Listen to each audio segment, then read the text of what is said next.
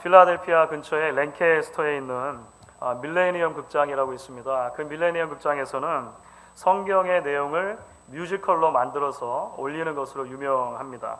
몇 해 전에 이제 그 극장에 올라왔던 천지창조, 그러니까 인더 비기닝이라고 하는 그 뮤지컬을 제가 보러 간 적이 있습니다.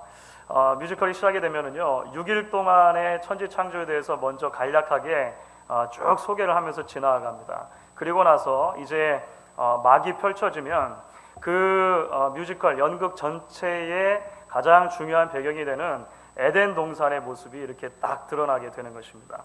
그 중에서도 관중들의 눈을 단번에 사로잡는 것이 하나 있습니다. 바로 동산의 가장 한가운데 황금빛으로 번쩍이는 아름다운 나무가 있는 거예요. 그냥 척 봐도 너무너무 아름답고 눈에 가장 먼저 들어옵니다. 그냥 봐도 먹음직도 하고 보암직도 한 열매가 막 주렁주렁 맺혀 있어요. 그 나무의 이름이 무엇일까요? 놀랍게도 여러분들의 기대에 어긋나게 선악과가 아닙니다. 혹시 그 뮤지컬을 보고 오신 분들은 아마 저랑 비슷한 감정을 가실지 모르겠어요. 깜짝 놀랐습니다. 그 막이 열리면서 의뢰의 가운데 있는 그 아름다운 나무가 선악과일 것으로 생각을 했는데 선악과가 아니라는 거예요. 그 나무는 생명나무로 소개가 됩니다. 자연스럽게 이제 마음속에 질문이 떠오르잖아요. 아니 그러면 선악과는 도대체 어디에 있는가? 에덴 동산을 아무리 둘러보아도 꼭 집어서 이것이 선악과다라고 할 만한 것이 없어요. 그러니까 이제 연극이 계속 진행되는 가운데 더 큰 충격으로 다가오는 것입니다. 왜냐하면 동산 가운데는 있지만 약간 비껴 있어서 키도 별로 크지 않고 별로 볼품도 없고 다른 나무들과 비교했을 때 그렇게 나아 보이지도 않는 한 나무가 있었어요. 그러니까 다른 식물들과 더불어서 그냥 소품이려니 생각했던 한 나무가 있는데 그게 선악과 나무다. 나중에 그렇게 이야기를 하는 것입니다. 저는 그 연극을 만든 사람들이 성경이 말하고 있는 진리에 대해서 아주 많이 고민을 했다, 이런 생각을 하게 됐습니다. 사실 그렇죠, 여러분. 정말로 어떻게 생겼는지 저희가 알 수 없습니다. 에덴 동산에 있어보지 못했으니까. 그런데 성경에 우리에게 이야기해주고 있는 것이 하나가 있습니다. 그것은 하나님께서 아담과 하와에게 주셨던 그 에덴 동산의 축복, 그들이 누릴 수 있었던 그 특권들은 선악과 나무 하나보다 훨씬 더 귀한 것이었다라고 하는 것입니다. 훨씬 더 가치 있는 것이었다라고 하는 것이죠. 하나님께 자발적으로 순종할 때 아담과 하와는 아름답고 풍요로운 생명을 누릴 수 있었습니다.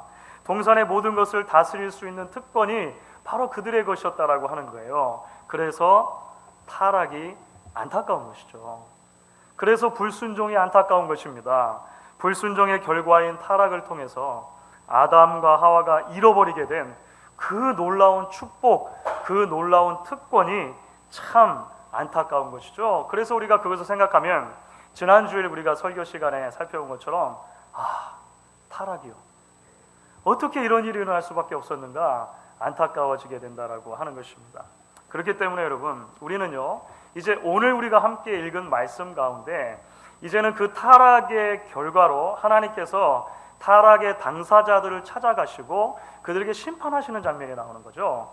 하나님께서 엄정한 재판장이 되셔서 그 타락과 관계되어 있던 모든 당사자 한 사람 한 사람들에게 형량을 내리시는 것입니다. 엄중한 선고를 내리시는 거예요. 이 장면을 바라보면서 우리는 고개를 끄덕이게 되는 것입니다. 물론 마음이 아프고 물론 안타까운 일이지만 하나님께서 불공평하시다라고 하는 생각은 들지 않아요. 왜 그렇습니까? 지금 여기서 일어나는 일은 단지 나무 열매 하나 잘못 따먹은 인간에 대해서 하나님께서 과민 반응을 보이시는가, 그런 것이 아니다. 우리는 지난주부터 계속 살펴보고 있기 때문에 그렇습니다. 오히려 우리는 오늘 이제 함께 읽은 이 말씀을 통해서 죄가 얼마나 심각한 것인가, 그리고 그 죄가 가지고 있는 파괴적인 영향력이 얼마나 큰 것인가, 하나님의 심판의 메시지를 통해서 보게 되는 것입니다. 오늘 말씀 가운데 하나님께서는요 뱀에게, 그리고 여자에게, 그리고 아담에게 이런 순서로 이제 그 심판을 내리시고 선고하시는 것을 보게 됩니다. 여러분, 먼저 뱀에게, 즉 사탄이죠, 어떤 심판이 내려졌습니까? 사탄에게 주어진 심판은요 철저한 낮아짐과 수치입니다. 그리고 최종적인 멸망이라고 하는 그런 심판이 주어졌어요. 오늘 뱀과 관련돼 가지고는요, 배로 평생을 다닌다든지 또는 종신토록 흙을 먹을 것이라든지 이런 표현이 있습니다. 사실 이것은요, 극심하게 낮아지는 상태, 수치의 상태를 표현하는 것입니다. 그러니까 물론 이것을 문자적으로 읽을 수도 있겠습니다만 오늘날 뱀이 흙을 먹진 않잖아요. 그렇죠. 그래서 성경 안에 사실 이 흙을 먹는다라고 하는 표현과 관련되어서 낮아지고 수치를 당하는 상태를 표현하는 여러 예가 등장을 합니다.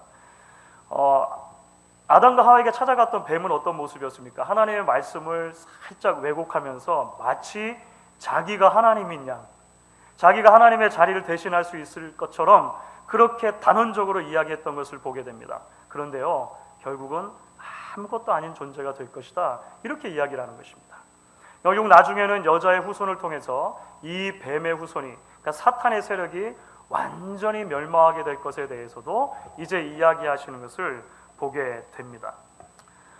그 다음에 하나님의 심판은 그 사탄의 꾀임을 받아서 먼저 선악과를 따먹은 여자에게로 이제 연결이 되죠. 여자에게 주어진 그 심판은 어떤 것이었습니까? 그게 두 가지로 볼 수 있을 것 같아요. 하나는 해산의 고통이 따르는 것입니다. 그러니까 아이를 낳는 데 있어서 어마어마한 고통을 수반해야 이제 출산을 할 수가 있다고 하는 것이죠. 여러분, 물론 생육하고 번성하여 땅에 충만하라고 하는 말씀은 타락 이후에 주어졌을까요? 타락 이전에 주어졌을까요? 어떻게 하셨습니까?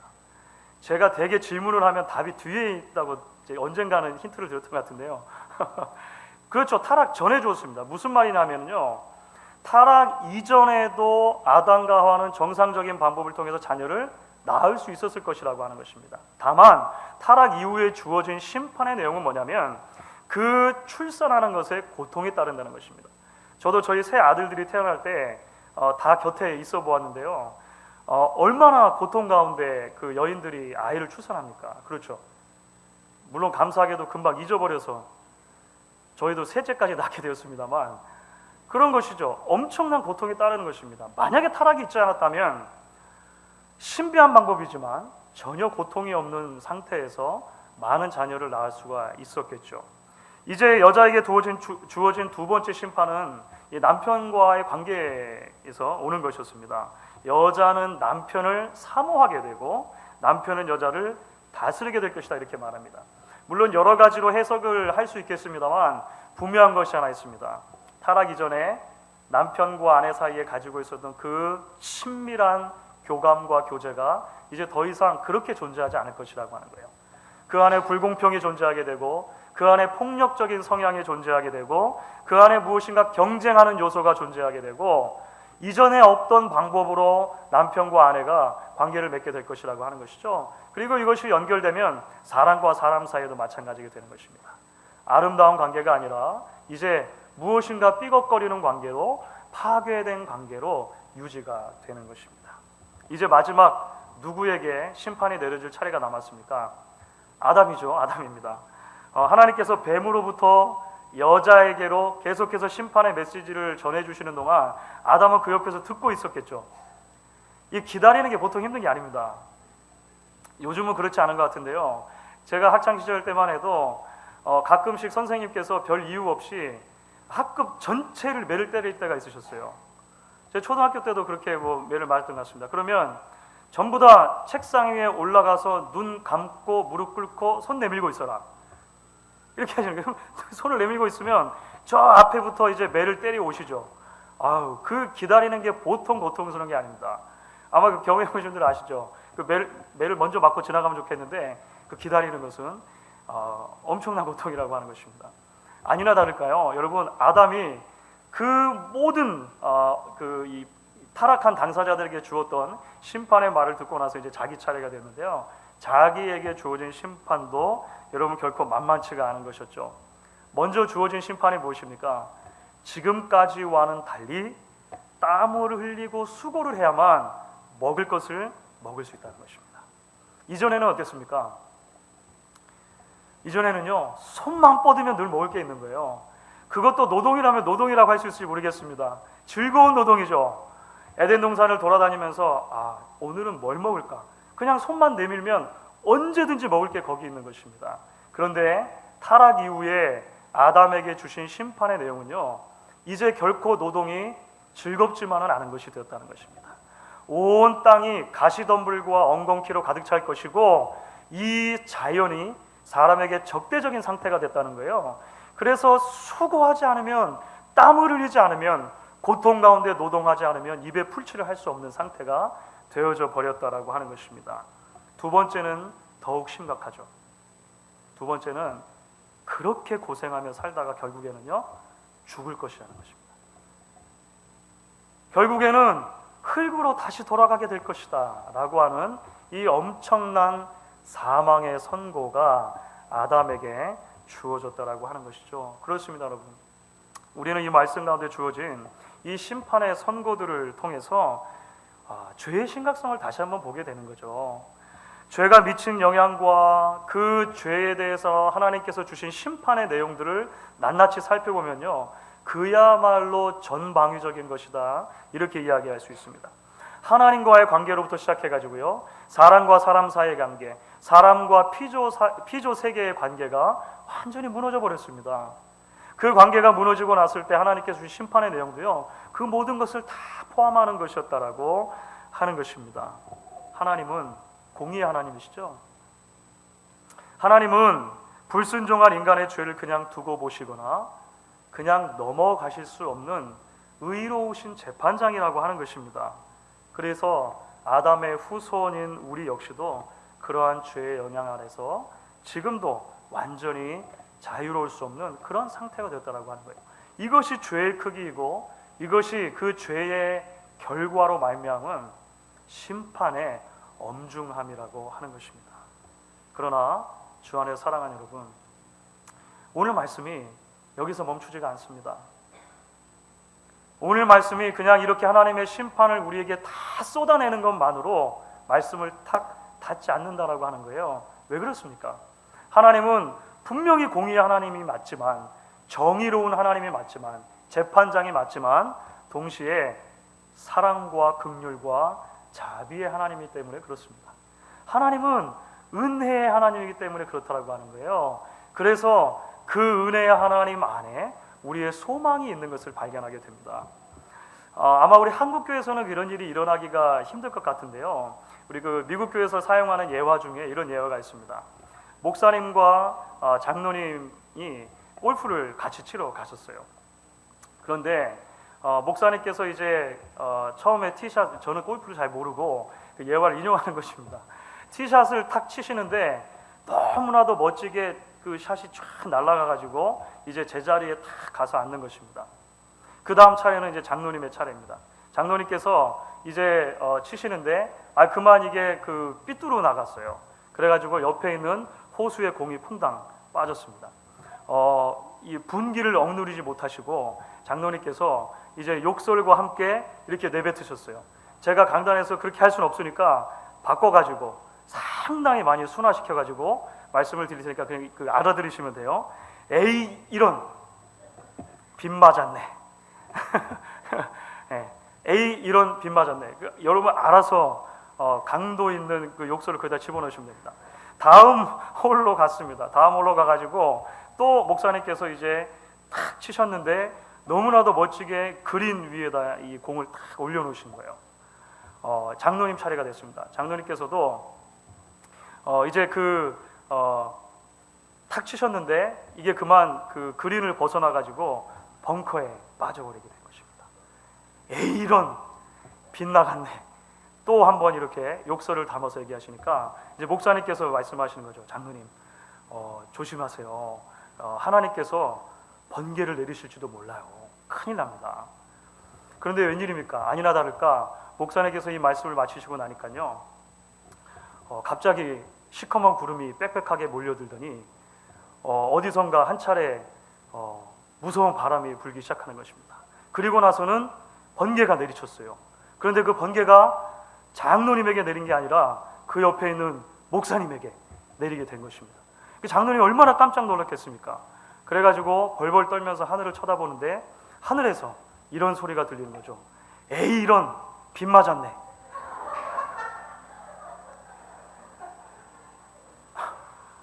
무슨 말씀인지 이해가 되시죠? 여러분 누군가 만들어낸 우스갯소리인 것 같아요. 그런데 사실 이 이야기에 오늘날 많은 사람들이 생각하는 그 하나님에 대한 이미지가 좀 담겨 있는 것 같아요. 그래서 그 하나님의 구약에 나타난 하나님의 그 이 잘못된 우리가 잘못 이해하고 있는 모습에 대해서 기록하고 있는 그 한 책에서 이 예화를 인용하면서 오늘날 많은 사람들이 하나님을 혹시 이런 하나님으로 이해하고 있지 않은가 이렇게 설명을 합니다. 바로 화가 가득 나 있는 하나님이죠. 화가 가득 차 있는 하나님. 언제라도 하늘 위에서 사람들을 내려다보면서 사람들이 실수할 때만 기다리고 있는 겁니다. 그 무슨 실수인지 간에 실수할 때만 기다리고 있다가 그 실수의 틈을 타서 얼른 번개를 내려보내시는, 그래서 심판하시고 징계하시는 하나님의 모습, 마치 그 옥황상제 같은 모습이죠. 그런 모습으로 우리가 하나님을 이해하고 있지는 않은가라고 하는 것이죠. 하지만 여러분, 이것은 하나님에 대한 올바른 개념이라고 할 수 없습니다. 물론 말씀드린 것처럼 하나님께서는 공의로운 하나님이십니다. 하나님 안에 정의로운 부분이 반드시 담겨 있다라고 하는 거예요. 그럼에도 불구하고 우리가 반드시 잊지 말아야 하는 부분은요, 하나님은 동시에 사랑의 하나님이라고 하는 것입니다. 하나님은 동시에 자비와 긍휼과 인내의 하나님이라고 하는 것이죠. 오늘 말씀 가운데 우리는요, 그렇기 때문에 그 자비의 하나님, 은혜의 하나님, 사랑의 하나님이라고 하는 개념도 함께 발견하게 되는 것입니다. 죄를 지은 인간을 향한 심판의 메시지 안에 하나님께서는 놀랍게도 위로와 구원의 메시지를 함께 담아서 우리에게 전달해 주고 계시다라고 하는 것입니다. 여러분, 이것과 관련돼서 가장 중요한 구절이 우리에게 비교적 잘 알려져 있는 3장 15절 말씀이 되는 것입니다. 여러분, 3장 15절 말씀 우리 같이 한번 읽어보도록 하겠습니다. 같이 읽습니다. 내가 너로 여자와 원수가 되게 하고 너의 후손도 여자의 후손과 원수가 되게 하리니 여자의 후손은 내 머리를 상하게 할 것이요 너는 그의 발꿈치를 상하게 할 것이니라. 언뜻 보아서는 무슨 뜻인지 잘 이해가 되지 않습니다. 그런데요, 성경 전체를 읽다 보면 사실 여기서 말하는 여자의 후손은 오실 메시아 예수 그리스도를 의미하는 것이 됩니다. 그리고 결국 이 말씀은 그 예수를 통해서, 그 예수님의 죽으심을 통해서 사탄의 세력이 완전히 멸망하게 될 것이고 하나님께서 구원을 성취해 주실 것이다라고 하는 말씀으로 이해가 되는 것이에요. 여러분, 지난 여름에 저에게 오셔서 부흥회를 인도해 주셨던 류웅열 목사님이라고 계시지 않습니까? 그 목사님께서 창세기에 대해서 책을 쓰신 것이 있는데 거기서 재밌는 본인의 경험 하나를 이야기를 해주십니다. 한국의 신학교 교수로 재직하기 전에 이제 중국에 잠시 선교사로 섬길 때가 있었습니다. 그런데 그 선교사로 섬기는 동안에 주로 하신 일이 뭐냐면 이제 탈북한 북한 청년들에게 말씀을 가르치는 그런 일이었다라고 합니다. 특별히 어떤 선교사님께서 하루는 어떤 젊은 학생 하나를, 중학교 2학년 남자 학생 하나를 데리고 오셔가지고 이제 그 학생에게 좀 특별히 말씀을 집중적으로 가르쳐달라 이렇게 부탁을 했다는 거예요.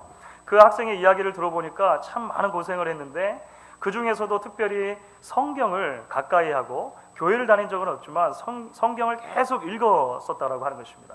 성경을 얼마나 이 아이가 많이 읽었는지요. 신약 성경은 거의 외울 정도로 그렇게 성경을 읽었다는 거예요. 다만 한 번도 체계적으로 성경을 공부해 본 적이 없는 겁니다. 그래서 이제 이 목사님에게 그 임무가 주어져서 창세기부터 차근차근 이제 하나님의 말씀을 이제 체계적으로 공부하려고 그렇게 이제 시작을 했다는 것이죠. 창세기를 공부하다가 우리가 함께 읽은 창세기 3장 15절이 이르렀습니다. 그래서 그 목사님께서 그 아이에게 이렇게 부르셨다는 거예요. 여기서 말하는 여자의 후손이 혹시 누구인지 알겠니? 이 아이가 조금의 주저함도 없이 예수님이시잖아요. 이렇게 얘기했다는 것입니다.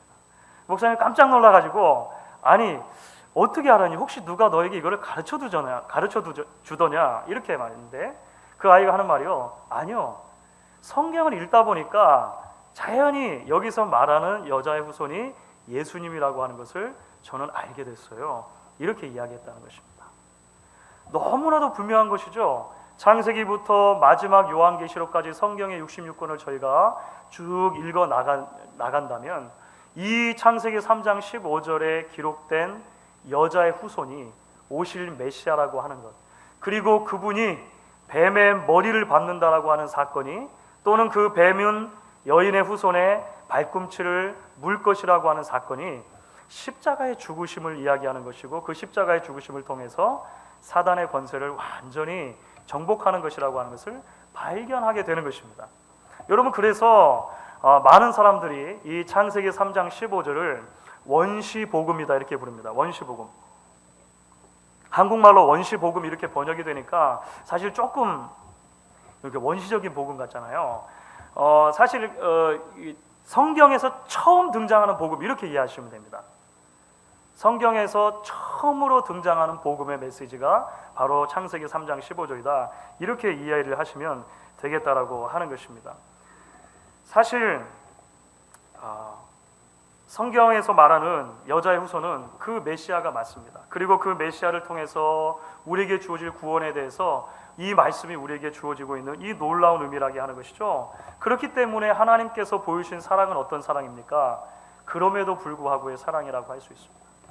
심판을 받아야 마땅한 죄인들, 그리고 하나님께서는 정말로 그들에게 심판의 메시지를 전해주셨습니다. 그러나 그럼에도 불구하고 구원의 메시지를 담아주셨을 때 그 하나님의 마음은요, 그들에게 그럼에도 불구하고 사랑을 베풀어 주시는 하나님의 마음이었다라고 하는 것입니다. 이 세상에서 흔히 통용되는 사랑의 개념은 그렇기 때문에 사랑이라고 할 수 있습니다. 어떤 조건이나 또는 어떤 스펙에 의해서 사랑이 결정된다라고 하는 것입니다. 그런데 하나님께서 우리를 사랑해 주시는 사랑은 그럼에도 불구하고의 사랑, 조건 없는 사랑이라고 하는 것을 발견하게 돼요. 그래서 죄인들에게 희망이 있다라고 하는 것입니다. 여러분들, 이제 오늘 말씀 가운데 창세기 3장 15절의 이 원시 복음 이외에도 곳곳에 이러한 하나님의 사랑과 배려의 성품이 배어져 있는 것을 우리가 또 발견하게 됩니다. 여러분들, 가장 먼저 우리가 눈에 띄게 발견하는 것은 21절의 말씀입니다. 21절 말씀도 우리 같이 한번 읽어보겠습니다. 여호와 하나님이 아담과 그 아내를 위하여 가죽옷을 지어 입히시니라. 여러분, 죄를 지은 죄책감에 부끄러운 몸을 가리기 위해서 아담과 하와가 겨우 찾아낸 것은 무화과 나뭇잎이었죠. 그 무화과 나뭇잎으로 그저 부끄러운 부분을 조금 가릴 수 있을 뿐이었습니다. 몸을 보호할 수도 없고 몸을 따뜻하게 할 수도 없는 그런 일시적인 나뭇잎이었다라고 하는 거예요. 하지만 하나님께서는요, 모든 심판의 메시지를 다 주신 다음에 아담과 하와에게 가죽옷을 지어 입혀주십니다. 가죽옷을. 하나님의 사랑이 담긴 이 따뜻한 배려로 인해서 아담과 하와는 그들의 몸을 가릴 수 있는 거의 반영구적인 옷을 얻게 되었고요. 이제 자신들에게 적대적이 되어진 이 척박한 자연 환경 속에서 자신의 몸을 보호하고 자신의 몸을 따뜻하게 할 수 있는 그런 옷을 얻게 되었다라고 하는 것입니다. 뿐만 아니죠. 가죽 옷을 얻으려면 반드시 선행되어져야 하는 일이 있습니다. 그것은 짐승을 잡아야 하는 것입니다. 가죽 옷을 얻기 위해서는 어떤 짐승이 반드시 잡아서 죽임을 당해야 한다라고 하는 것이죠. 그래서 많은 성경학자들이 여기서 이야기를 하는 것입니다. 여기에서 우리는 다시 한번 죄인들의 죄를 덮기 위해서 피 흘려주시는 예수 그리스도의 대속적인 죽음을 미리 본다라고 하는 것이죠. 이 가죽옷을 지어주시는 하나의 작은 사건에도 하나님의 사랑과 하나님의 인류를 향한 배려가 배어 있다라고 하는 것입니다. 또한 22절부터 24절에는요, 재미있는 이야기가 등장합니다. 22절부터 24절에서 우리가 보는 것은 하나님께서 아담과 하와를 에덴 동산에서 내쫓으신 이야기가 나와요. 그렇죠? 그러면 하나님께서 도대체 왜 아담과 하와를 에덴 동산에서 쫓아내셨는가? 그 이유가 22절 말씀에 소개가 되어 있습니다. 그렇죠? 22절 말씀에서 설명을 해요. 우리 같이 한번 읽어보도록 하겠습니다. 22절 말씀입니다. 여호와 하나님이 가라사대 보라, 이 사람이 선악을 알이되 우리 중 하나와 같이 되었으니 그가 그 손을 들어 생명나무 실과도 따먹고 영생할까 하노라 하시고. 이게 사실 좀 어려운 구절입니다. 이게 이야기가 좀 어려운 구절입니다만 웨스트민스터 신학교의 초대 구약 교수였던 에드워드 J. 영이라고 하는 교수가 계시는데요. 이미 돌아간 지 한참 되셨습니다만 그분이 창세기 1, 2, 3장에 대해서 강의를 하시면서 이 부분을 이렇게 해석을 하셨습니다. 이미 선악과를 따먹음으로 인간은 죄인이 되었습니다. 그렇죠? 이미 선악과를 따먹은 후 인간은 죄인이 되었고 죄인인 상태로 지금 하나님의 심판을 받게 된 것입니다. 만약에 그 상태에서 인간이 생명나무를 따먹고 영생을 취한다면 죄된 상태를 그대로 영원토록 유지하게 된다고 하는 것입니다. 여러분, 이게 무슨 말인지 이해가 되십니까? 예. 그러니까 죄악된 상태에서 하나님의 구원을 경험할 겨를도 없이 영생나무를 자의로 따먹었다면, 하나님의 뜻을 어기고 따먹었다면 계속적으로 죄된 상태에 머물러 있을 것이고 구원을 더 이상은 경험하지 못하게 될 거라고 하는 거예요. 그러니까 하나님이 염려하셨던 것은 바로 이거라고 하는 것입니다. 하나님께서 염려하셨던 것은 아담과 하와에게 복음의 메시지를 주셨기 때문에 이 복음의 메시지가 아담과 하와를 통해서, 그리고 그 자손을 통해서 이루어져야 하는 거예요. 만약에 그들이 하나님의 말씀을 또다시 불순종하고 생명나무 실과까지 따먹는다면 영원토록 그 기회가 주어지지 않는다는 것입니다. 하나님의 관심은 거기 있었던 거죠. 그래서 하나님께서 하신 일이 무엇입니까? 쫓아내는 것입니다. 생명나무로부터 멀리 있도록 해주신 거예요. 조치를 취해주신 것이죠. 그리고 나서는 어떻게 후속 조치를 또 취해주십니까? 천사들을 막 보내시고요. 그 다음에 불로 만든 칼을 보내셔가지고 에덴 동산을 지키게 하시고 더 이상 인간이 그 에덴 동산에 들어갈 수 없도록 만들어 주시는 것입니다. 그러니까 이런 모든 것들 역시도 인간을 향한 하나님의 배려이고 인간을 향한 하나님의 사랑의 손길이다라고 하는 것을 우리가 오늘 말씀의 면면을 통해서 발견하게 되는 것입니다. 주 안에서 사랑하는 여러분, 사실 우리가 앞으로 계속 읽어나갈 창세기를 비롯해서요, 성경 전체는 인류를 향한 이러한 하나님의 사랑의 이야기로 가득 차 있는 것을 우리가 발견하게 됩니다. 아담의 자손으로 태어나서 죄악 가운데 죽을 수밖에 없는 저와 여러분을 위해서 그럼에도 불구하고의 사랑을 베풀어 주시는 하나님의 그 놀라운 러브 스토리가 이 성경 말씀 가운데 가득 담겨져 있다라고 하는 것입니다. 그러므로 우리는 성경을 오늘 나에게 주시는 하나님의 사랑의 초대장으로 받을 수 있어야 할 것입니다. 말씀을 통해서 우리가 그 하나님을 만나야 하는 것입니다. 말씀을 듣는 것은 단지 우리의 가려운 귀를 긁기 위해서가 아니고, 단지 우리의 머리에 지식을 채우기 위해서가 아니고, 그 말씀을 통해서 우리에게 다가오시는 하나님을 만나기 위함이라고 하는 것을 우리가 기억할 수 있어야 한다라고 하는 것이죠. 그래서 오늘 우리가 이 말씀을 통해 주시는 하나님의 사랑의 메시지에 이제 귀를 기울일 수 있기를 원하는 것입니다.